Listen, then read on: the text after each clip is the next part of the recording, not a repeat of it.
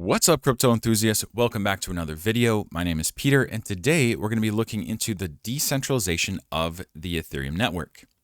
So Ethereum has been, widely regarded as the second most decentralized network, second only to the Bitcoin network itself for the longest time. And ever since the merge, when the Ethereum went from proof of work to proof of stake mechanism, there's every reason to believe and all the evidence to show that Ethereum is actually more decentralized than Bitcoin right now. But that's neither here nor there, whether it's Ethereum that's first or Bitcoin that's first. Both of those two are the front runners of the pack, and nobody else is even close. That's why I'm specifically building on Ethereum, because I care about that decentralization so much. And that's what's important to me. I'm creating lending and borrowing products. I'm creating a network of fair, banking products, starting with lending and borrowing. And for that, I need complete and utter decentralization, no compromises. Because if there were compromises, then we're no better than the banks. So it was very interesting to me to see a response to a YouTube short that I did where somebody commented, unfortunately, ETH is, I think that means now owned and controlled by corporations. After the merge, ETH is no longer fully decentralized. Interesting take. This other guy says, so the claims in the video are not true since Ethereum is proof of stake and Vitalik and his friends own a majority of the tokens. They're actually in control of ETH. So usually I wouldn't, even respond to such ridiculous claims that are so easily refuted. But there's actually two people that commented quickly on one video. And after looking into it, there's actually a decent amount of people in the space that actually believe that now the Ethereum network is somehow less decentralized than it was before. And that's absolutely ridiculous. And because decentralization is so important, we're going to look into these things. And it's not that hard to disprove them either. First of all, let's figure out the one about, Vitalik and his friends own the majority of ETH, and so they control everything. This is very easily refuted by looking at a blockchain explorer, a public blockchain explorer. Etherscan is the most popular one. There are others as well. This allows you to view directly on the blockchain cannot lie, how much Ether is in each address. So looking at the top holder is actually the Beacon Deposit contract. It owns 13% of the supply. That's 15,900,000 Ether. That's quite a lot of Ether. But this is everyone that's staking on, staking on the Beacon chain, Ether 2.0. This is all the people that are staking their ETH.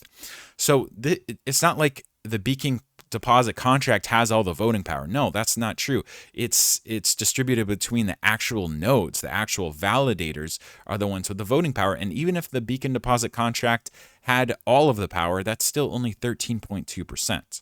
So absolutely ridiculous. Where's this Vitalik and everybody else controlling more than 50%? It's obviously not true. Going down the list, we see the second one is wrapped Ether. This is another contract. This is not owned by one entity. This is a decentralized contract for everyone that has wrapped any Ether whatsoever. I have some wrapped Ether. I use it when I'm putting, bids on OpenSea. And, you can use it for many different things. And this is controlled by not just one person, but tons of other people.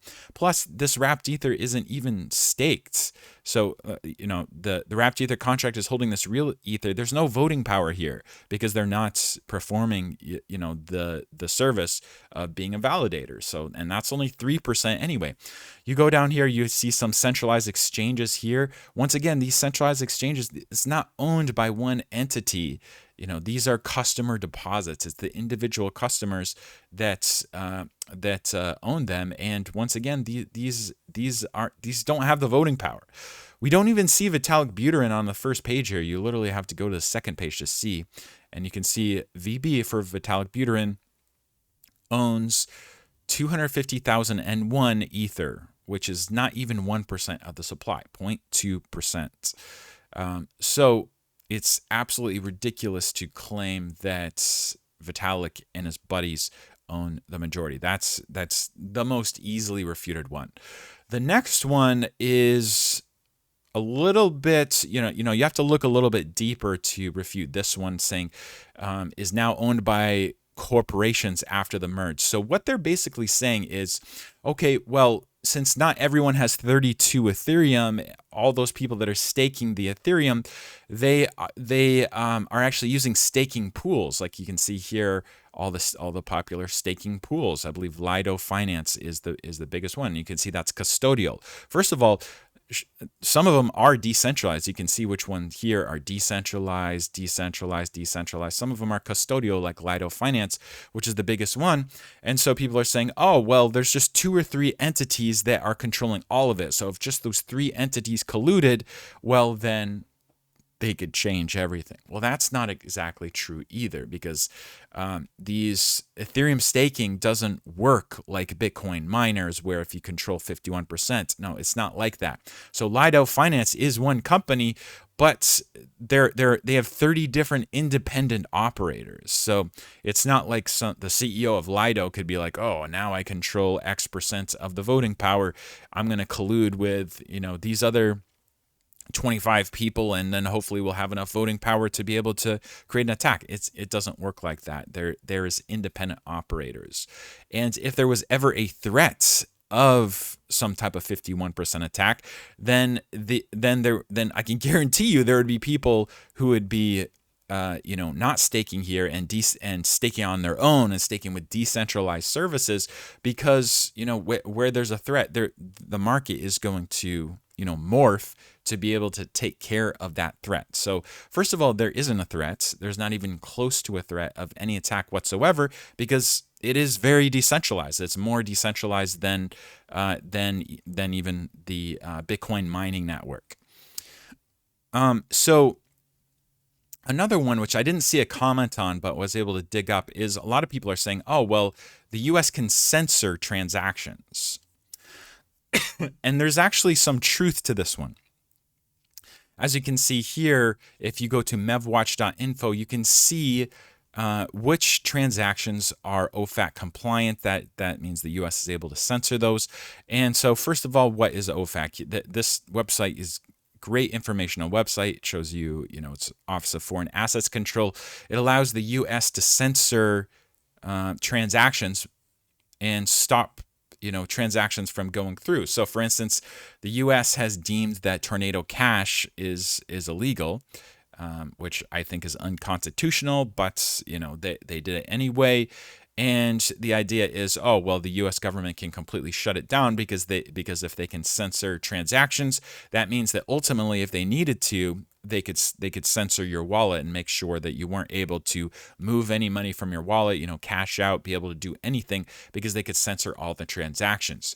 Well, the reasons that's not true is because as long as there's just someone that does confirm those transactions, as long as there's some amount of decentralized validators that are actually putting through blocks and doing blocks, well, then there might be a delay, but your transaction is still going to go through. And that's exactly what's happening. So here are all the blocks that have happened in the last 20 minutes, and any green ones or gray ones you can see.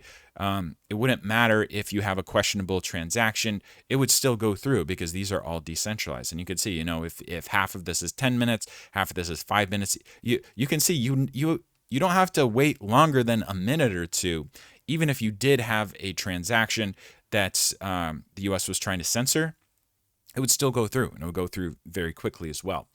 But this does require some thought, because we don't want the US to be able to censor transactions. I don't think it's a good thing that they're able to censor so many, but I think it's just a testament to show how strong the network is, and how the network will change and create a demand for decentralization once the demand is needed to be there. Because you can see at the beginning, well, first of all this black area was non-MEV boost, so none of these can be censored because they're not using that third-party stuff for farming out the extra block space.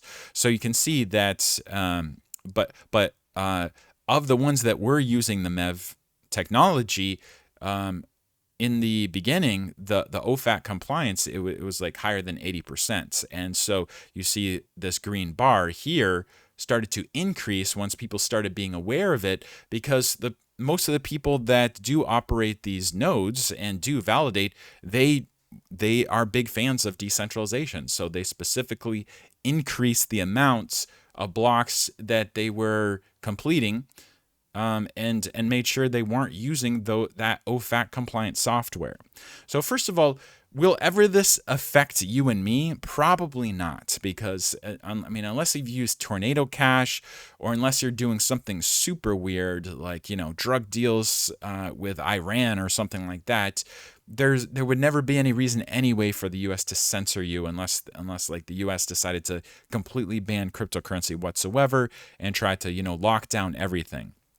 So this is already an edge case, but even though it is an edge case, you can see that people care about decentralization, and they've increased the amount. And you can see, you know, there's plenty of bandwidth to complete, you know, hundreds of thousands of transactions and have no issues whether they are OFAC compliant or not. The US will not be able to censor Ethereum. The more they try to censor it, the more we can just increase this green bandwidth and this you know, black bandwidth amount. And, you know, we only need one block of transactions for it to actually go through in the network. So that's going to wrap it up for this video. I found a good article that even had some other great points that explained why Ethereum is more decentralized after the merge. So shout out to Blockworks. They did a great job here. And so if you want to even learn some more, like some things about how you're going to be able to transfer your stake soon. So let's say you're staking with Lido or whoever, and you know, they pull something shady, well, you can transfer your stake to another entity. So the Ethereum network is the most decentralized network in the world. It's only becoming more and more decentralized. Do not believe the FUD. It's not true. It's very easily disproven. And here's where you can do the research yourself. So I'm going to leave these links in the comments of the video as well. Thank you so much for watching. Don't forget to like the video and subscribe, and I will see you in the next video.